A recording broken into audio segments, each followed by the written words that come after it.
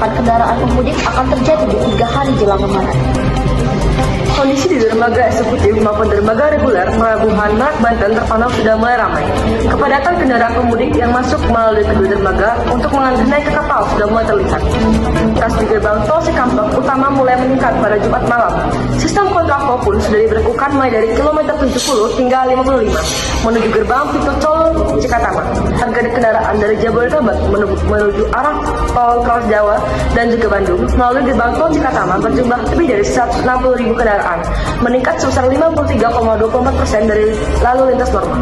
Puncak arus mudik diperkirakan akan terjadi pada 6 dan juga 7 April 2024. Memasuki masa angkutan mudik Idul Fitri, kondisi di stasiun Pasar Senen terpantau mulai ramai oleh para penumpang. PT KAI memperkirakan hari ini sekitar lebih dari 26.000 penumpang telah berangkat dari stasiun Pasar Senen Jakarta. Para pemudik ini berangkat dari Jakarta menuju berbagai kota di Pulau Jawa, mulai dari Surabaya hingga Purwakarta.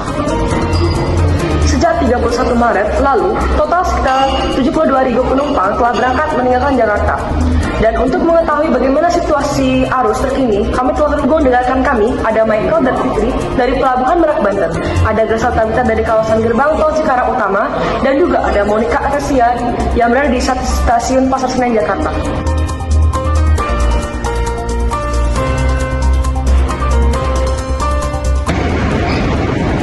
Kondisi di Pelabuhan Merak Banten ini sudah terpantau ramai oleh kendaraan dari pemudik yang akan melakukan penyeberangan dari Pulau Jawa yang akan menuju ke Pulau Sumatera. Berdasarkan pantauan kami, sejak pagi sampai dengan malam hari ini, kendaraan juga sudah mulai memasuki kedua dermaga, di dermaga eksekutif maupun di dermaga reguler.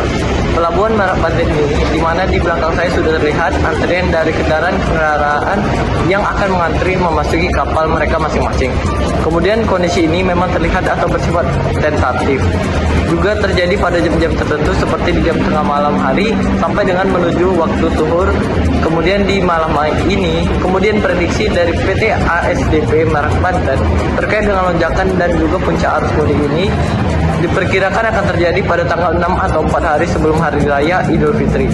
Hal itu dilihat dari penjualan tiket secara online yang sudah terjual banyak, sebanyak 8.000 tiket, di mana para pemudik ini paling banyak akan melakukan perjalanan pada hari Sabtu dan Minggu sampai 6 dan juga tanggal 7 April.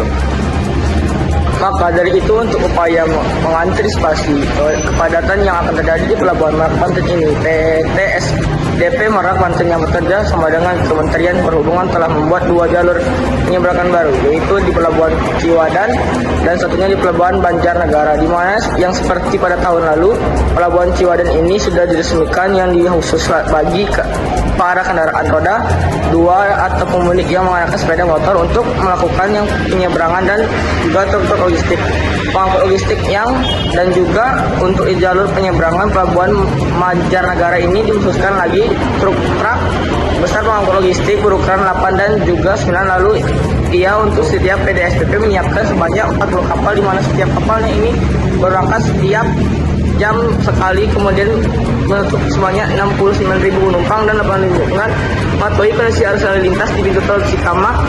Sama sudah rekan kami Gracia Tabita, silakan dengan laporan Anda. Terima kasih kepada rekan kami Michael dan Fitri dari Pelabuhan Merak Banten. Saat ini kondisi di depan gerbang tol Cikatama mulai padat sejak pukul 21.30 waktu Indonesia bagian barat.